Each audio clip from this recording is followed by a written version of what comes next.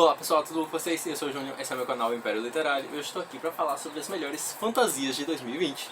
Bora lá? Então, gente, como eu falei, eu disse que eu ia fazer essa parte do vídeo, não é nada mais justo do que o meu canal, que fala muito sobre fantasia, fazer um vídeo só sobre o balanço geral das melhores fantasias desse ano. Eu li muita coisa esse ano, né? Então eu separei 15 fantasias pra falar aqui com vocês. Algumas são séries, algumas são livros únicos, mas vamos lá pra essa lista não ficar muito grande. Só antes de começar, aqueles avisos de sempre. Então, todos os livros que eu citar aqui eu vou deixar o link de compra no box de descrição. Vocês comprando pelo meu link, vocês me ajudam muito e não pagam nada, mas por isso vou deixar o link geral de compras na Amazon também, caso vocês queiram comprar qualquer outro livro ou qualquer outra coisa, vocês podem estar comprando pelo meu link também.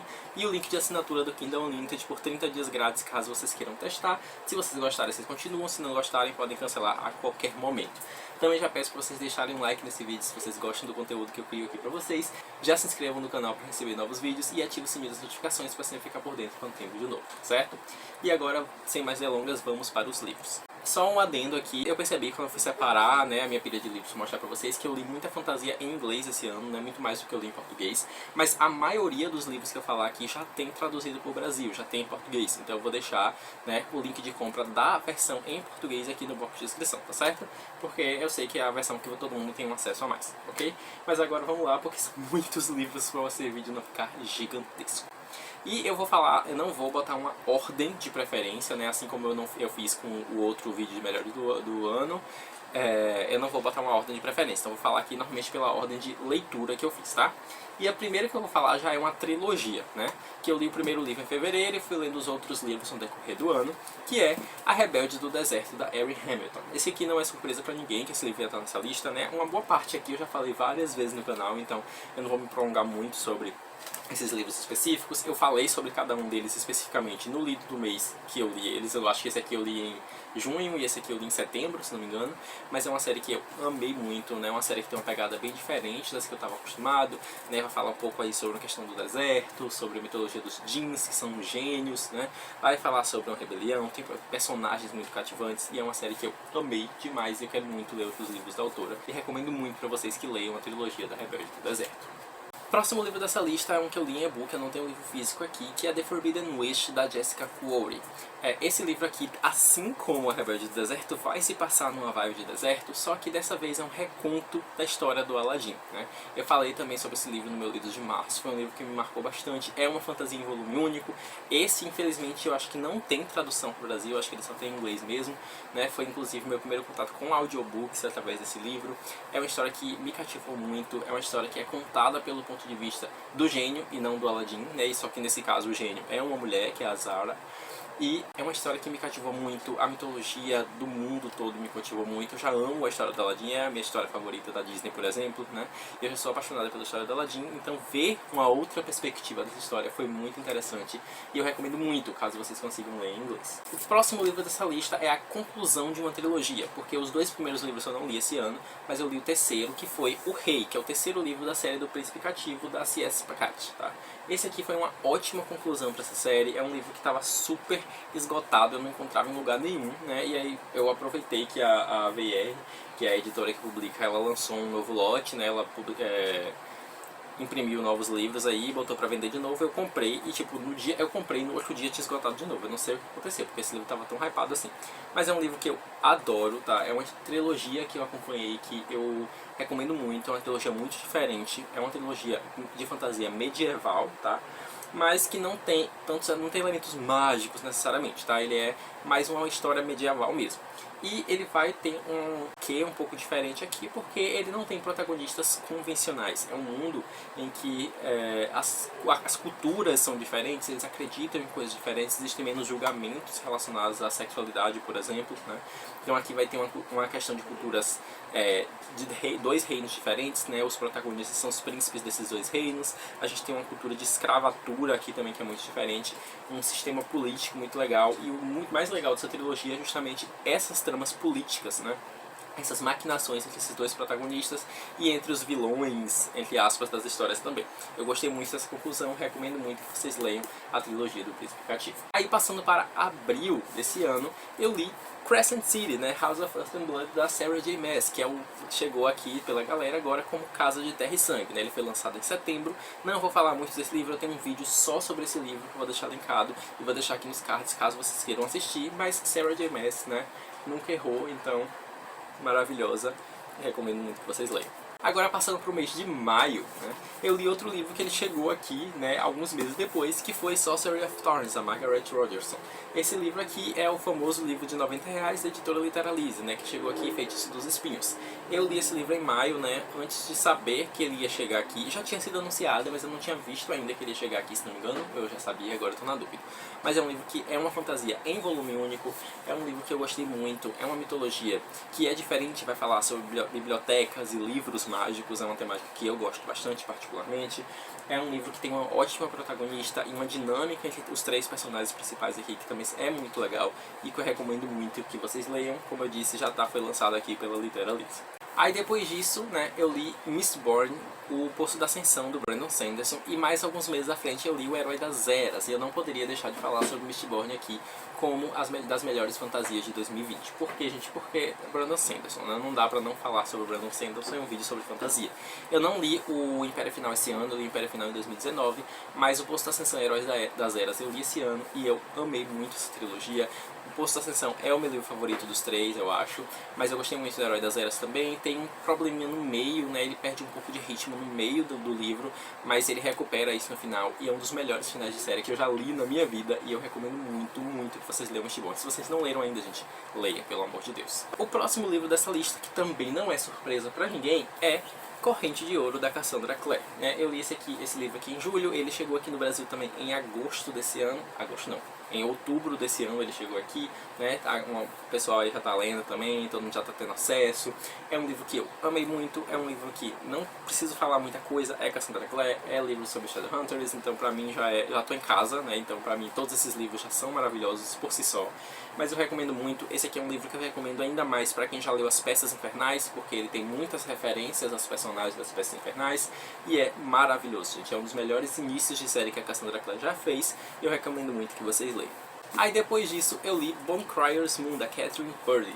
E esse aqui é um livro que eu não dava nada por ele, porque eu não sabia nada sobre a história desse livro, tá? Eu confesso que eu comprei esse livro apenas pela capa, porque eu achei a capa muito bonita, e eu não fazia a mínima ideia do que a história se tratava, e é uma história muito diferente, né? Aqui vai falar sobre as Bonecryers, que são mulheres que pegam força dos ossos dos animais e utilizam essa força para fazer a passagem das almas do nosso plano para o plano espiritual.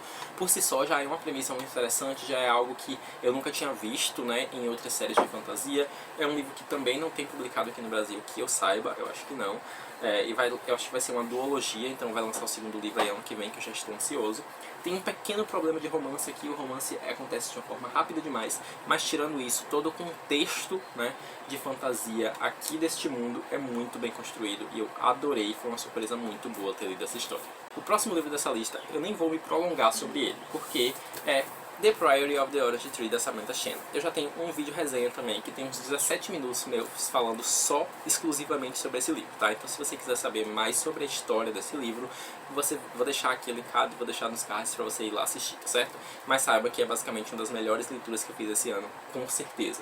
E eu acho que eu colocaria à frente de quase todos esses livros aqui que eu já mostrei pra vocês também, porque foi um dos meus livros favoritos, se não o favorito desse ano. O próximo livro da lista que eu vou falar, já pulando agora para o mês de setembro, é Nona Casa, da Leigh Bardugo, que eu comprei a versão paperback dele, e aí no dia seguinte que eu comprei, eu descobri que ele estava acabando de sair aqui no Brasil, né? Aí, fazer o quê? Enfim, eu estava desinformado. Esse livro foi publicado aqui pela editora Planeta, né, pela Minotauro, se não me engano, e ele vai ser um livro totalmente diferente da Leigh Bardugo, do mundo Grisha, né? Ela tem vários livros ali que fazem, né, de fantasia do mundo Grisha. Esse aqui é uma fantasia urbana e uma fantasia adulta. É uma fantasia que é muito diferente, vai falar aqui sobre, né, sociedade secreta, sobre uma vibe mais universitária, né? Então são protagonistas que já são adultos, por exemplo, né? Tem vários gatilhos, ele vai falar sobre gatilho de violência, vai ter gatilho de estupro, vai ter gatilho, né, de assédio e coisas assim. Então, tem muito gatilho, então vá preparado. É um início de história um pouco meio conturbado, porque é muita informação que a autora joga na nossa cabeça e a gente fica meio perdido no início, mas a partir do momento que você se situa na história e você vai até o fim, é incrível e eu mal posso esperar pela continuação desse livro. Próxima série que eu vou falar pra vocês, na verdade, é uma duologia, né? Que é a duologia Dinastia de Ladrões da Mary Person. Esse aqui é uma série spin-off, né, das Crônicas de Amor e Ódio, e eu acho que a autora fez muito melhor nessa duologia aqui, tá? Eu gostei muito mais dessa duologia do que eu gostei das Crônicas de Amor e Ódio. Falei já especificamente desses livros também no livro de setembro e outubro, respectivamente, mas é uma duologia que me encantou bastante. Os protagonistas dessa série são muito melhores do que os protagonistas das Crônicas de Amor e Ódio. Eu me apeguei pela Cassie e pelo Jace muito mais do que pela Lia e pelo Caden e pelo Rafe, né, lá da primeira trilogia. Acho que a escrita da Mary Person tá melhor nesse livro também, a dinâmica dos personagens é melhor, a história, né, por trás aqui é melhor, a história é um pouco mais pé no chão também, não é tão enrolada quanto a história das Crônicas de Amor e Ódio foi, até porque eu acho que por ser uma duologia já ajudou bastante também. E mesmo se você não gostou das Crônicas de Amor e Ódio, eu recomendo que você leia esse aqui, porque é bem melhor. Próximo livro que eu vou falar pra vocês também, e que é uma surpresa que está aqui nessa lista, porque eu não esperava que fosse estar, e quando eu fui separar os livros pra ver essa lista, eu descobri que eu tinha gostado muito desse livro, que é Loki, Onde Mora a Trapaça, da Mackenzie Lee. Eu realmente não esperava colocar esse livro nessa lista, e não porque foi um livro ruim, mas é porque eu li tanta fantasia esse ano, tantas foram maravilhosas, que eu realmente não tinha parado pra pensar o quanto eu gostei desse livro.